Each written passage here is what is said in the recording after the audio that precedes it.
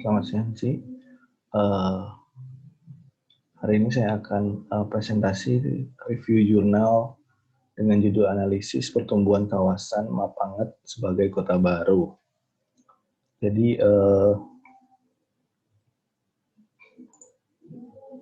yang pertama pendahuluan, di mana pembangunan kota baru publik pada 10 provinsi di Indonesia masuk dalam kebijakan rencana pembangunan jangka menengah nasional tahun 2015 sampai 2019 yang diperuntukkan bagi masyarakat berpenghasilan menengah ke bawah serta diarahkan sebagai pengendali urbanisasi di kota atau kawasan perkotaan metropolitan di luar Pulau Jawa dan Bali. Selanjutnya, pembangunan kota baru pada hakikatnya merupakan suatu upaya pengembangan suatu bagian wilayah baru atau suatu kota kecil menjadi suatu pemukiman yang mempunyai kelengkapan perkotaan.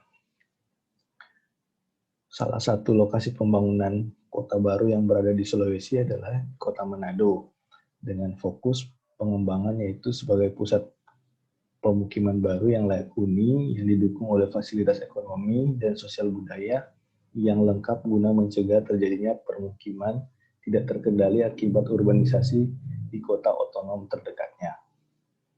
Selanjutnya, pengembangan kota baru Manado akan diarahkan di Kecamatan Mapanget dengan luas mencapai sekitar kurang lebih 5.160 hektar yang terdiri dari 10 kelurahan.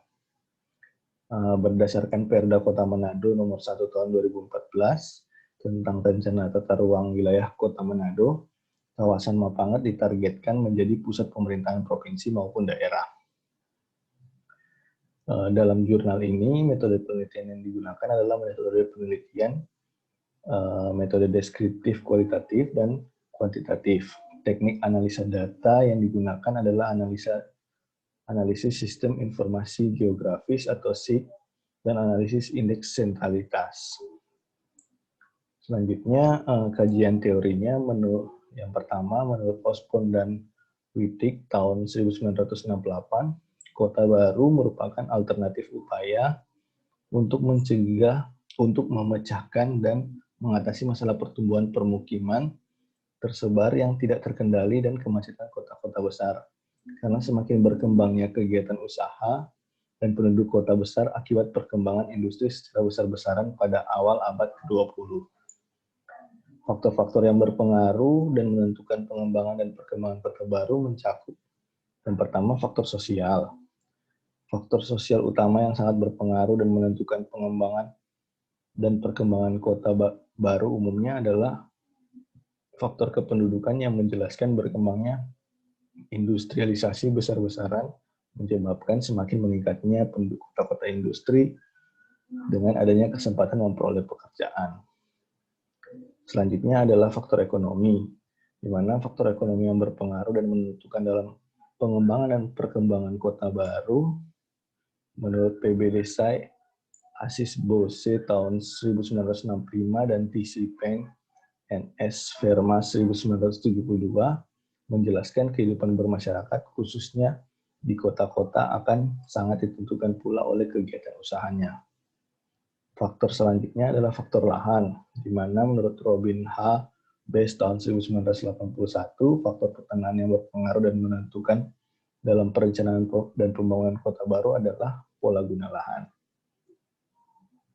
Untuk kategori kota baru terdiri atas dua. Yang pertama, kota baru yang direncanakan dan dikembangkan dalam kaitan dengan kota yang telah tumbuh dan berkembang. Yang kedua, kota baru yang direncanakan dan dikembangkan tersendiri meski fungsinya berkaitan dengan kota-kota yang telah tumbuh dan berkembang. Tetapi kota-kota ini dikembangkan dengan fungsi khusus yang berkaitan dengan potensi tertentu.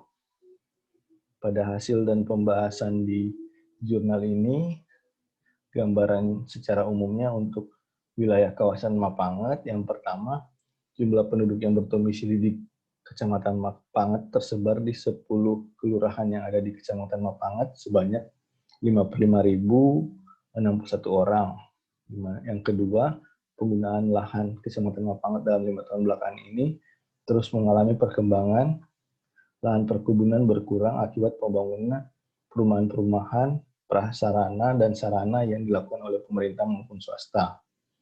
Yang ketiga, analisis sarana pendidikan, yakni sebaran sarana pendidikan dasar di Kecamatan Mapangat tahun 2017 adalah jumlah TK 31 unit, jumlah SD 20 unit, jumlah SMP sebesar 8 unit, dan jumlah SMA dan SMK sebesar 4 unit yang diprediksikan ke depan akan bertambah di mana ketika adanya pertumbuhan penduduk di wilayah pemukiman di Kecamatan Mapangat.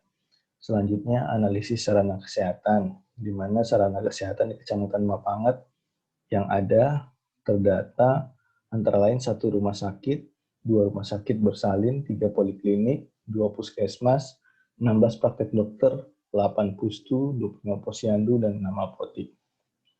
Selanjutnya, analisis sarana perdagangan dan jasa, di mana di Kecamatan Mapangat ini sendiri telah terdapat mall, bandara udara, yaitu Bandara Udara Samratulangi, pasar, baik pasar bersih maupun pasar tradisional, ruko, supermarket, restoran, hotel, dan ballroom-ballroom untuk acara-acara atau event-event besar. Kesimpulan yang didapat dari review jurnal pengembangan kawasan Kota Baru di Kecamatan Mapangat, jadi berdasarkan hasil analisis, pertumbuhan kawasan di Mapangat cenderung mengarah menjadi kota baru dengan peningkatan-peningkatan yang ada, seperti pertumbuhan penduduk, perkembangan sarana dan prasarana yang terus meningkat setiap tahunnya.